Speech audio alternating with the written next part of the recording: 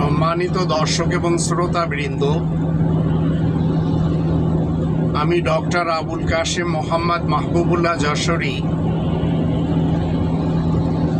বাংলাদেশি সেবা পার্টির পক্ষ থেকে আপনাদের সকলকে জানাই আসসালামু আলাইকুম ওয়া রাহমাতুল্লাহ।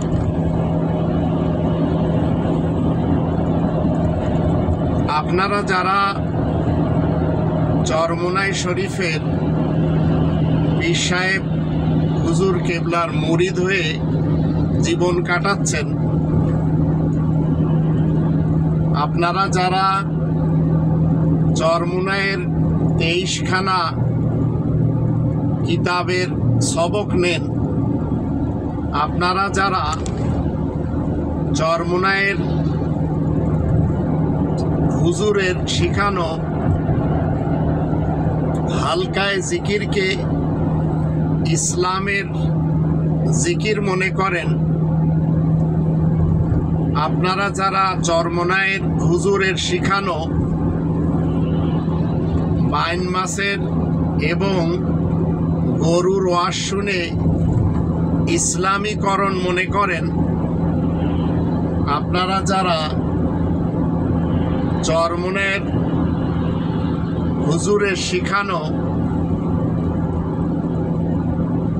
ওজিফাগুলি পড়ে জান্নাতে যেতে চান, আপনাদেরকে আমি বলতে চাই, খুনি হাসিনার যুগে পল্টন ময়দানে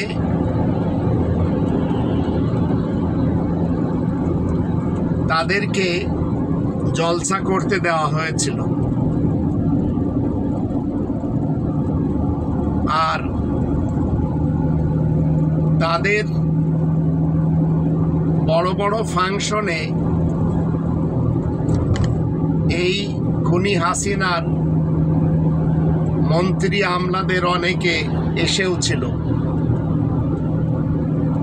আবার এই পীর সাহেব হুজুর শেখ মুজিবুর রহমানের ইতিহাস নিয়ে খুব কথা বলেছে যে ওনারা ইসলাম প্রচার করতে এসেছিলেন। মনে রাখবেন, এই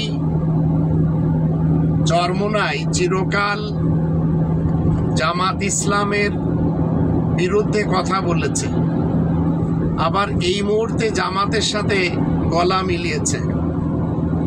আবার এই চরমোনাইয়ের হুজুর সাহেব বলেছেন শিবির মানে বেয়াদব, উশৃঙ্খল, এই টাইপের ভাষণ আপনারা শুনেছেন। আবার এই চরমোনাই ইনারা বলে চলেছেন ইনাদের মুরিদদেরকে যে পরকালে জাহাজ ভরে জান্নাতের দিকে রওনা হবে। মনে রাখবেন, এই চরমোনাই এরা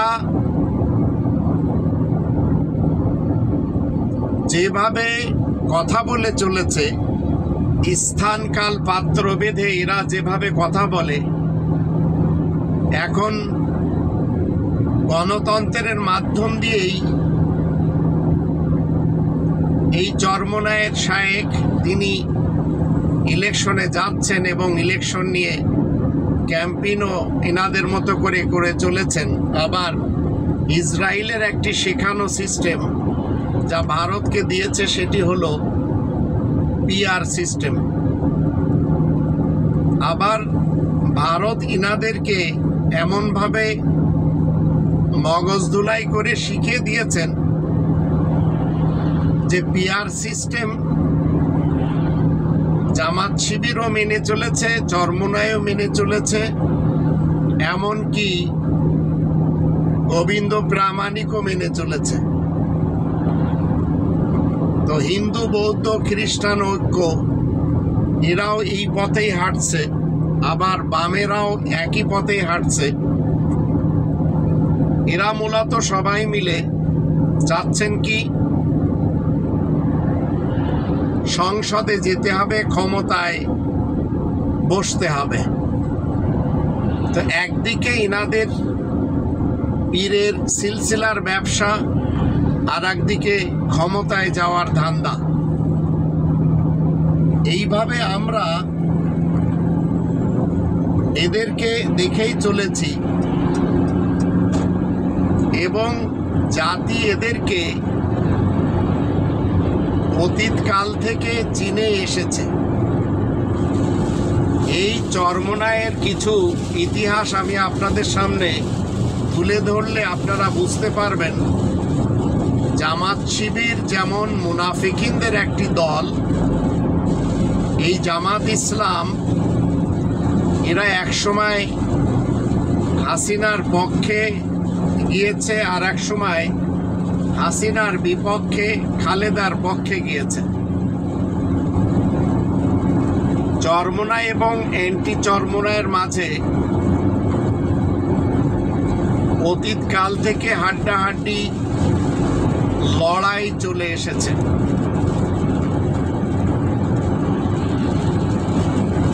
এদের কিছু ডায়লগ রয়েছে এবং এদের এন্টি যারা তাদেরও কিছু ডায়লগ রয়েছে, সেগুলি আমি আপনাদের সামনে তুলে ধরব।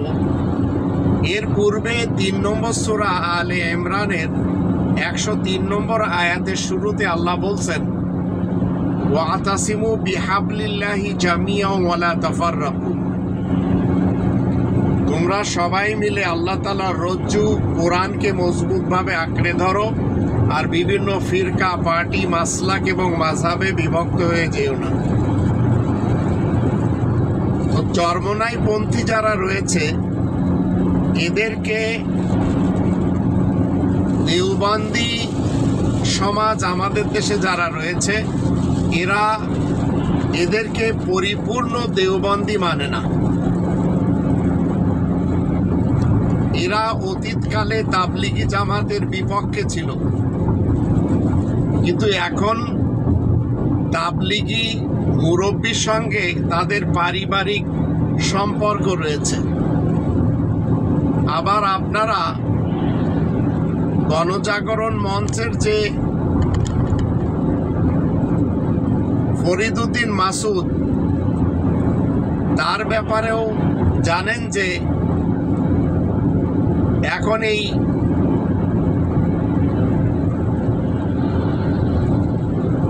ফরিদউদ্দিন মাসুদের সাথে পারিবারিক সম্পর্ক রয়েছে। এই চরমোনাইয়ের পীরের লোকেরা এরা নিজেদেরকে উজানি সিলসিলার লোক বলে দাবি করেন,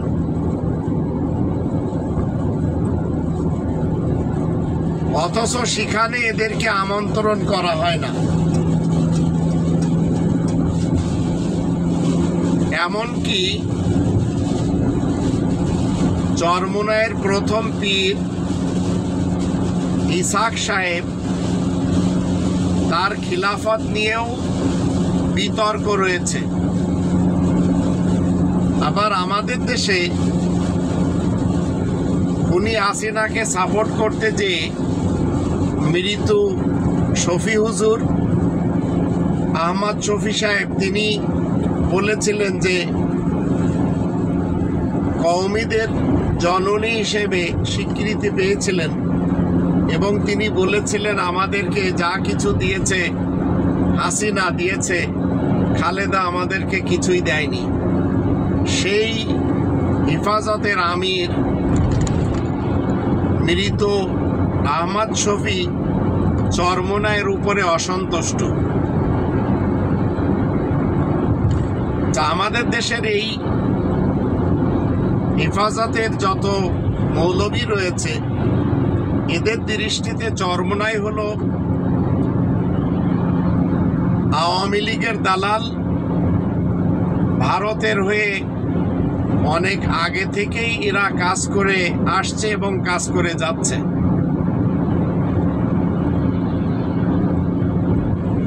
আবার এদের পক্ষ থেকেই কিন্তু বলা হয়েছিল জামাতে ইসলামী কোনো ইসলামী দল না।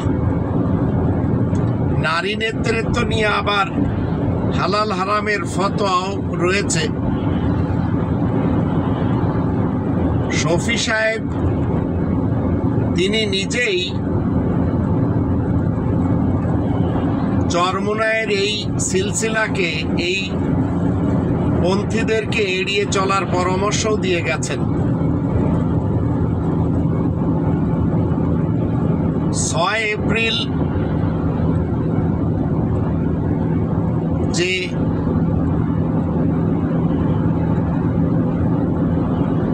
শ্যাপলা চত্বরে অনুষ্ঠিত একটি সমাবেশ, সেখানে চরমোনাইয়ের সাথে কোনো ধরনের খুনি হাসিনার বাধা ছিল না।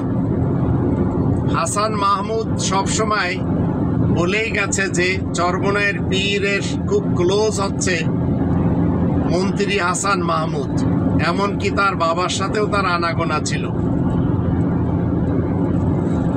আবার গণতন্ত্রের বিপক্ষে ছিলেন চরমোনাই পীরদের এই 2 শায়েকে চরমোনাইয়ের বাবা।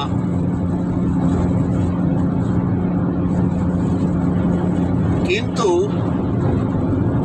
হেফাজত যখন সমাবেশ করে, সেই একই জায়গায় এই সমাবেশে নজিরবিহীন বাধা দেওয়ার মাধ্যমেই প্রমাণিত হয়েছে যে এই চরমোনাই আওয়ামী লীগের হয়ে কাজ করে। আবার এদের পক্ষ থেকে ডায়লগ দেওয়া হয়েছে, সাবধান, হেফাজতে ইসলামকে হেফাজতে জামাত বানাচ্ছে কারা। হাফেজি হুজুর যিনি ছিলেন, যিনি কিছু সময়ের জন্য আমার নিজেরও শিক্ষক ছিলেন, তিনি যশোর এয়ারপোর্টে আসেন, সেখান থেকে মাসনা মদিনাতুল উলুম মাদ্রাসাতে আসেন, আর সেখানে একসময় আমি পড়তাম। তো আমি ওনার খেদমত করতে পেরেছি, ওনাকে কোরআন শোনানোর সুযোগ হয়েছে। হাফেজি হুজুরকেও বলা হয়েছিল আওয়ামী লীগ এবং ভারতের দালাল। আবার আমার এলাকার, আমার কেশবপুর থানার পাশের থানা হলো মনিরামপুর থানা, সেখানে মাদানীনগর মাদ্রাসা তৈরি করা হয়েছে মুফতি ওয়াক্কাস এমপির পক্ষ থেকে।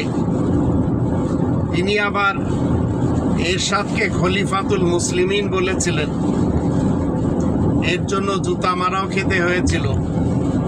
আবার 2005 সালে তিনি আমার কল্যাণ নেওয়ার জন্য জামাতকে, শিবিরকে, এমনকি আওয়ামী লীগ, বিএনপি, তাবলিগি জামাত সবাইকে এক করেছিলেন। আর জামাতের যে 2 গুন্ডা আমার কল্যাণ নেওয়ার জন্য সোচ্চার ছিলেন, তারা একজন হলেন প্রফেসর মুক্তার স্যার, আর একজন আমার গ্রামের বুড়িয়াটি মহিলা মাদ্রাসার সুপার খালেক হুজুর।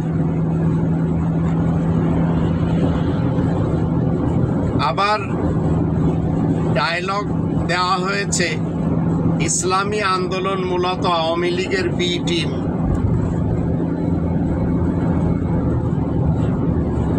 আবার ডায়লগ আমরা শুনেছি, কারা আওয়ামী স্বৈরাচারের গোলাম সেটি জাতি এখন জেনেই গেছে।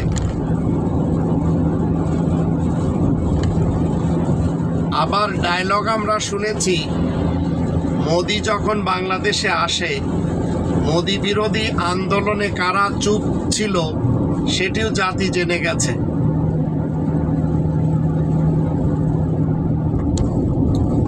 আবার আটককৃত মৌলবীদের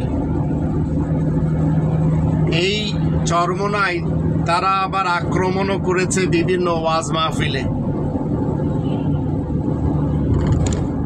এখন আমাদের দেশে যারা ইসলামকে লেবেলে ব্যবহার করে, সেকেলে না, জামাত ইসলাম, হিফাজত ইসলাম, তরিকত ইসলাম, ইসলামী আন্দোলন, ইসলামী তবলিগ, এই টাইপের যারা আছে, এরা সবাই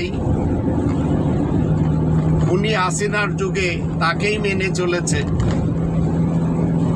বিরোধিতা কেউ করতে পারেনি, এখন আবার হেফাজত তার বিপক্ষে কথা বলে চলেছে।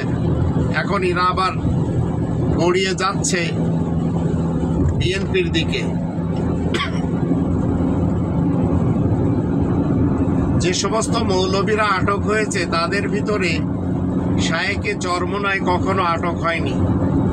তাতে অনেকেই বুঝে গেছেন যে এ চরমোনাই হলো আওয়ামী লীগের একটি আদরের দল, স্বৈরাচার খুনি হাসিনার সাপোর্টার। তাই চরমোনাইয়ের কেউ কখনো আটক হয়নি।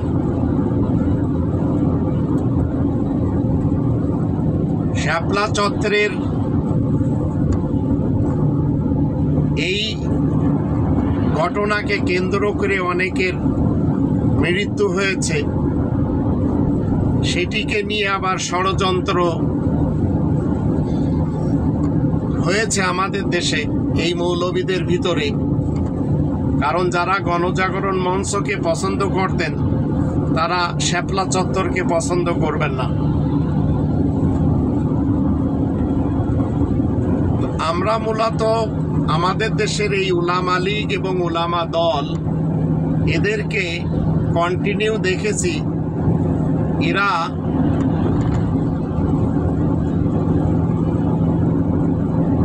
সরকারের দালালি করেছে।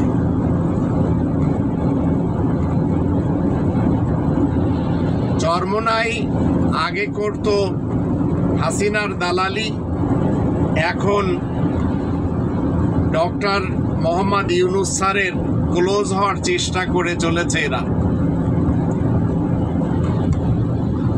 2017 সালের একটি ঘটনা রয়েছে। আহমদ শফি সাহেব, যাকে অনেকে তেঁতুল হুজুর বলেন, তিনি অসুস্থ হলে ভারতে চিকিৎসার জন্য যান, আর চিকিৎসা শেষে দারুল উলুম দেওবন্দে যান জিয়ারত করার জন্য, এবং তিনি সেখানে যে খাস কামরা রয়েছে সেখানে মেহমানখানাতে যান। যদিও ওনার যাওয়ার কথা শুনে দিল্লি থেকে আরশাদ মাদানি রিসিভ করে দেওবন্দে নিয়ে যান। তো সেখানে আবুল কাশেম নোমানি সাহেব ছিলেন। মেহমানখানার খাস কামরাতে যখন কথা হয় ওনার সাথে, তখন উনি বলেন যে मैं अबुल कासिम हूँ, दारुल उलूम देवबंद का अहकार हूँ, खादिम हूँ। आप क्या खैरियत से है? পাশ থেকে একজন বাঙালি ছাত্র এগুলি আবার বলে দিচ্ছিলেন।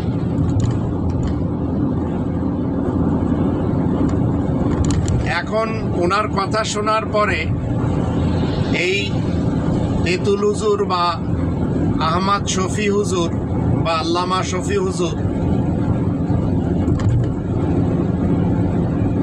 যখন শুনলেন, শোনার পরে ওনাকে আবার নোমানি সাহেব বললেন যে হজরত, आपसे एक बात जानना जरूरी है,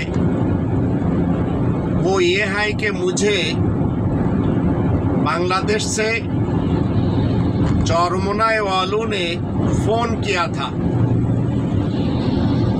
और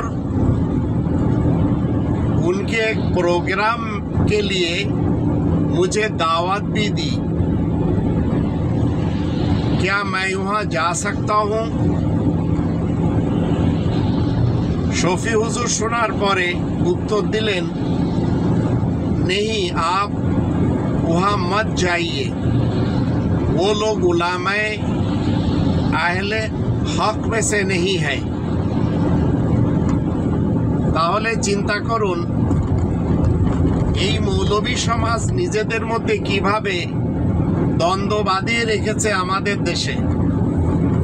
এক মৌলবী আর এক মৌলবীকে, এক পীর আর এক পীরকে, এক খানকা আর এক খানকাকে দেখতে পারে না। 2020 সালে হাটহাজারী মাদ্রাসার পাশেই চরমোনাইদের আবার একটি জলসা হয়, একটি মাহফিল হয়।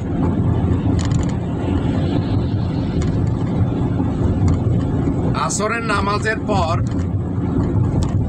আহমদ শফি হুজুর তিনি দাঁড়িয়ে বলেছিলেন কেউ যেন ওই মাহফিলে না যায়, ওর আশেপাশেও যেন না যায়। যদি কোনো ছাত্র কিংবা উস্তাদ যায় তাহলে তাকে হাটহাজারী থেকে বহিষ্কার করা হবে।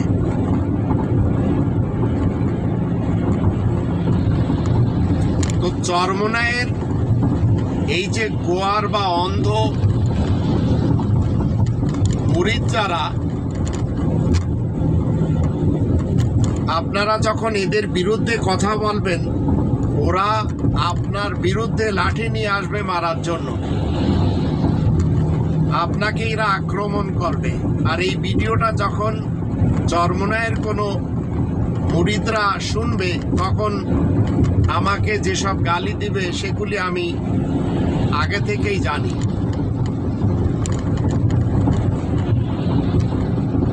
হুজুরদের পক্ষ থেকে এমন কিছু ডায়লগ আমাদের দেশে আমরা শুনতে পাই, অনেকে আপনারা পড়েছেনও।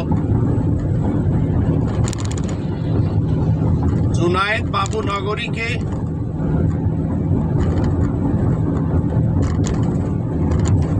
দালাল বলা হয়েছে।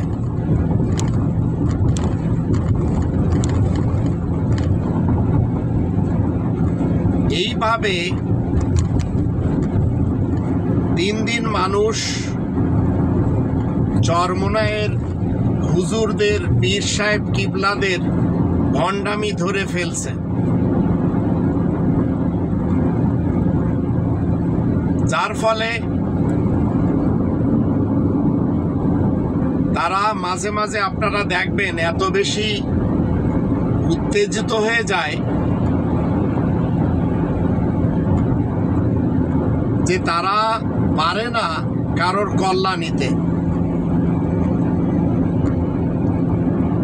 জুনায়েদ বাবু নগরীকে বিএনপির দালাল বলে সম্বোধন করা হয়েছিল। আবার মহিবুল্লাহ বাবু নগরীকে জাতীয় মামা, আবার হেফাজতের অটোপাস আমিরও বলা হয়েছে। আওয়ামী লীগের কারাগারে রিমান্ডে আহত হওয়া জুনায়েদ আল হাবিব, তাকে লন্ডনী, আবার বিএনপির গুলাম, আবার ন্যাংরা পঙ্গু বলা হয়েছে। তো বাংলাদেশে কওমি কেন্দ্রিক পরিচালিত তিনটি বড় প্ল্যাটফর্ম আমরা দেখি, একটি হেফাজতে ইসলাম, একটি তাবলিগি জামাত, আর একটি মাদারিসে কওমিয়া। তো মাদারিসে কওমিয়াতে আবার আমরা তাদের তিনটি আলাদা আলাদা শাখা দেখি। কওমিদের মহিলা মাদ্রাসা আলাদা, কওমিদের হেফজোখানা আলাদা, কওমিদের পুরুষদের মাদ্রাসা আলাদা। এরা সবাই মিলে মূলত যে শিক্ষাগুলি এই লক্ষ লক্ষ সন্তানদেরকে শেখায়, এরা সবাই বড় হয়ে ভারতের দালাল হয়, ভারতের এজেন্ট হয়ে কাজ করে। কারণ এদের তীর্থস্থান হচ্ছে দেওবন্দ। ঠিক একই কায়দায়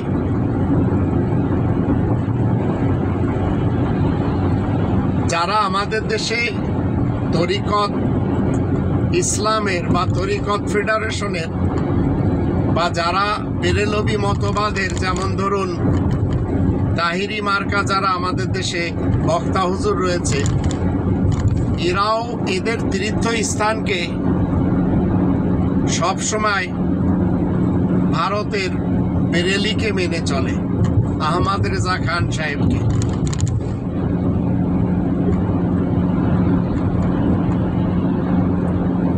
এই চরমোনায়ের দৃষ্টিতে কওমি ধারায় যারা রাজনীতি করে, এরা মুফতি আমিনী সহ সবাইকে উলামায়ে সু মনে করে।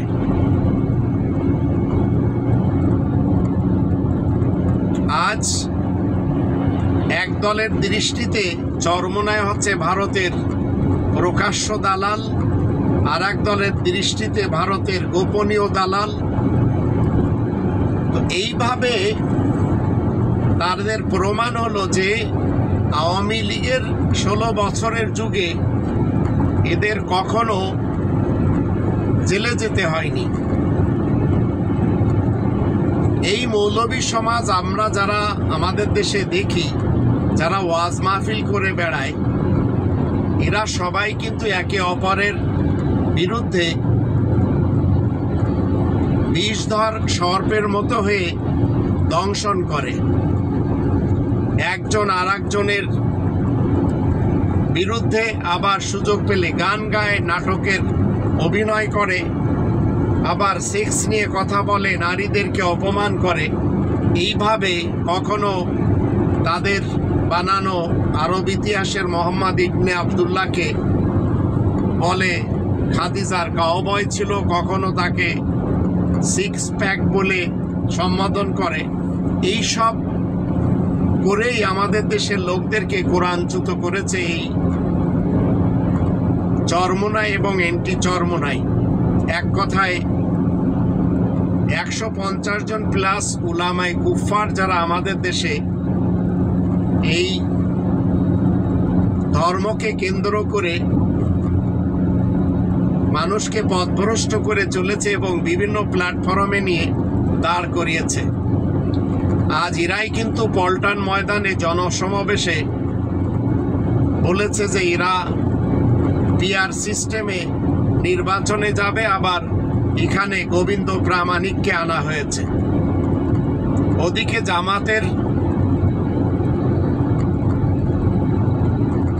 জলসাতে আমরা দেখেছি সন্তোষ শর্মাকে তারা এনেছে এবং তার পা ধরে আবার সালামও করেছে জামাতের এক নেতা। এগুলি সব অনলাইনে আমরা দেখতে পাই।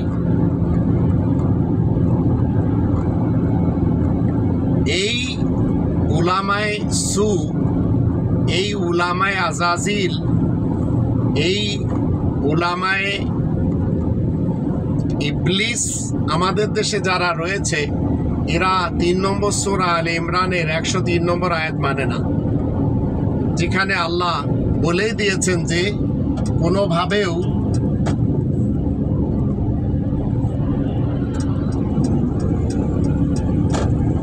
কোরআনকে ছেড়ে দেওয়া যাবে না। আল্লাহ বলছেন ওয়াতাসিমু বিহাবলিল্লাহি জামিআন ওয়া লা তাফাররাকু, তোমরা সবাই কোরআনকে, আল্লাহ তাআলার যে রজ্জু, মজবুতভাবে আঁকড়ে ধরো, আর বিভিন্ন ফিরকা, পার্টি, মাসলাক, মাযহাবে বিভক্ত হয়ে যেও না। তা আমি বাংলাদেশি সেবা পার্টির পক্ষ থেকে আপনাদের সকলকে বলতে চাই, এই হুজুররা যদি নিজেদের মধ্যে কামড়াকামড়ি না করত, এই হুজুররা যদি কখনো বিএনপির সাথে, কখনো আওয়ামী লীগের সাথে না যেত, এই জামাত শিবির যদি কখনো বিএনপি, কখনো আওয়ামী লীগ হয়ে কাজ না করত, এরা যদি কোরআনের আয়াতকে মেনে, এরা আল্লাহ তাআলার রজ্জুকে মজবুতভাবে আঁকড়ে ধরে জাতিকে ঐক্যবদ্ধ করত আর নিজেরা ঐক্যবদ্ধ হতো, তাহলে অবশ্যই এরা সবাই সংসদে যেতে পারত।